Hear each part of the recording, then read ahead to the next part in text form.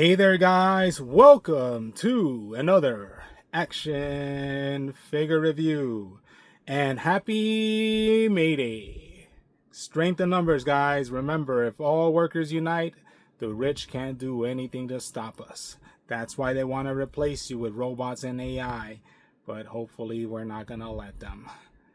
But moving on to the topic on hand, today I shall review two action figures from the G.I. Joe classified line, and that is number 103, General Clayton Hawk Abernathy, and number 122, Carl Doc Greer.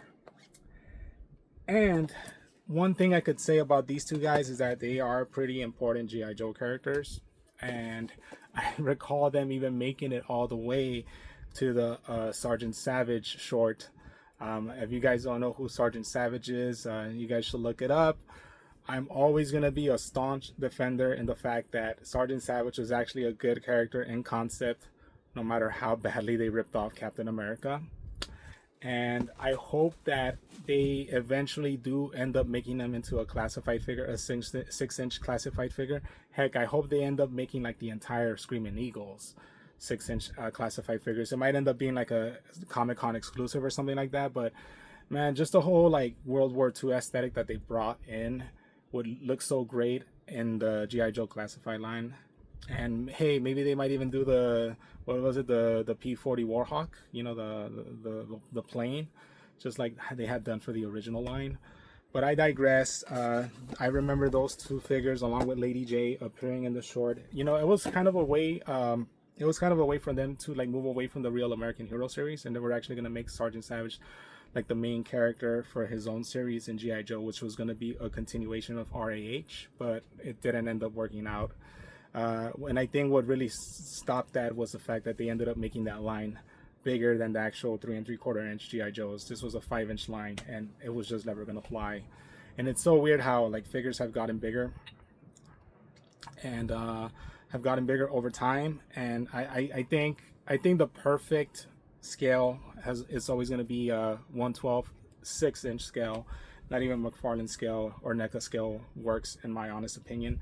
You do get more detail, but I don't know if you guys have noticed this, but once you get to that 7-inch mark, whether it's DC Direct or it was DC Direct, you know, or whether it was Diamond Select or, you know, McFarlane or what have you, all these 7-inch, they tend to be more brittle. I don't know if it's just me, you know, that line just, for some odd reason, 7-inch scale figures have always been really brittle, and they've always broken up, like they've, you know, or fallen apart, I should say.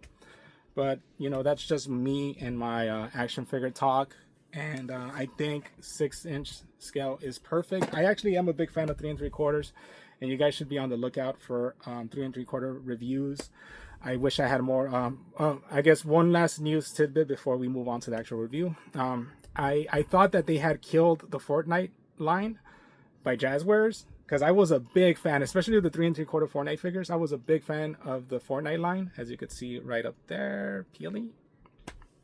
But speaking of that Peely, right?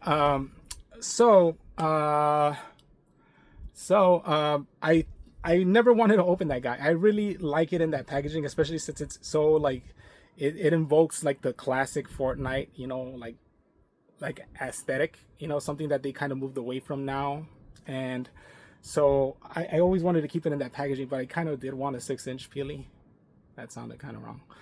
But and to my surprise, Jazzwares are still making 6-inch Fortnite figures, just in like more and like a kind of like a hanger packaging. Like, just, it's not a box anymore. It's actually more of a, just like a cardboard and bubble.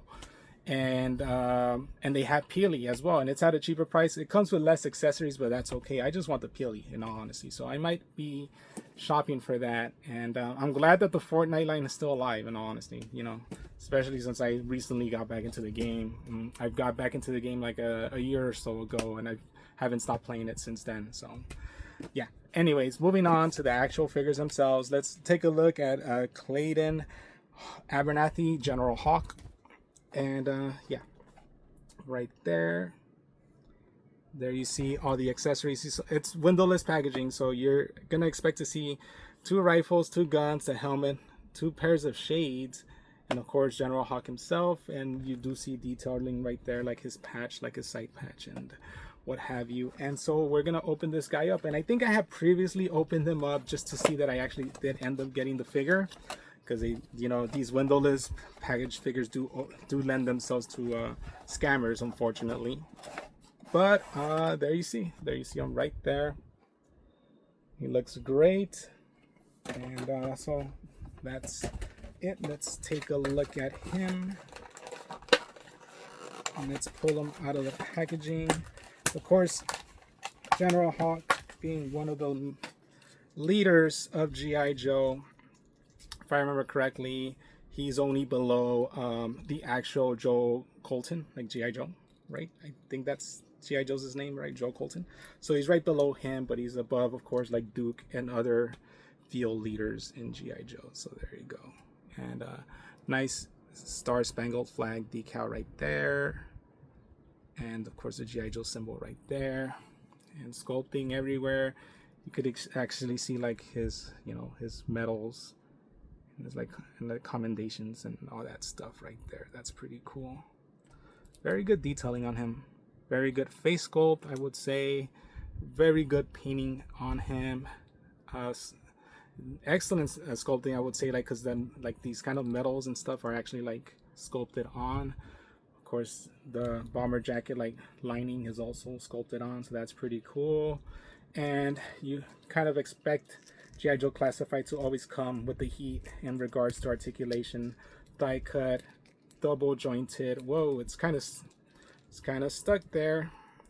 I'm not forcing it. Boot cut, ankle rocker, foot hinge. Excellent boot hinge, by the way.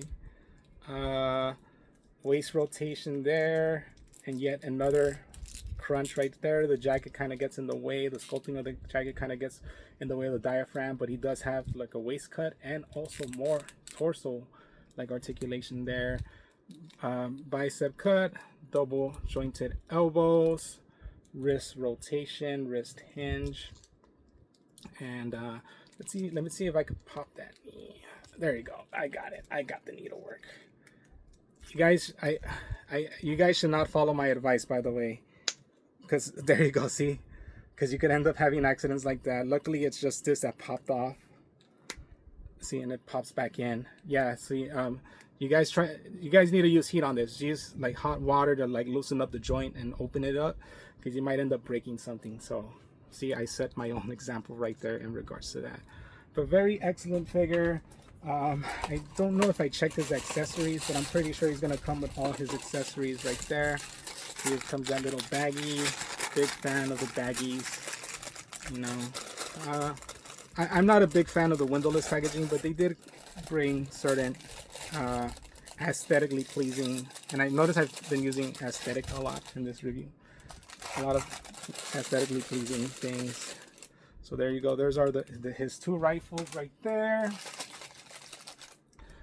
The goggles do nothing, and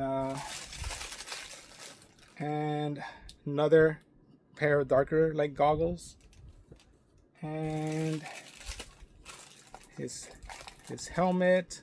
So I guess either goggle could attach to the helmet, a pistol, and he is missing his other pistol, and this one seems longer, like it has like a desert. I think this is a Desert Eagle. It's so long it looks like a Desert Eagle. Wow, this is just a standard, yeah, like a standard 9mm Glock. And does this come out? It's just open, but yeah. Okay, that's pretty much it. And overall, great figure. If I do say so myself, I'm gonna have to give him let's give him 8.5 out of 10. Just really good figure, and essential if you're collecting G.I. Joe figures, and there's not much else I could say about him. So moving on, and hey, I did it in under 10 minutes. I could probably cut in this up and make it into a clip and onto itself. But moving on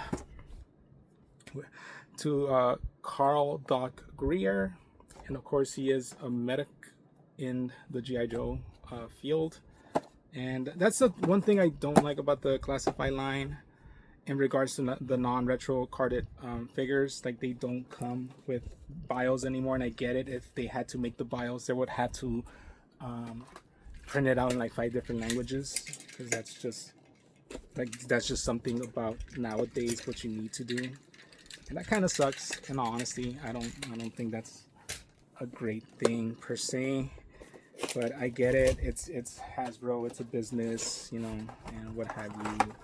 And that's it.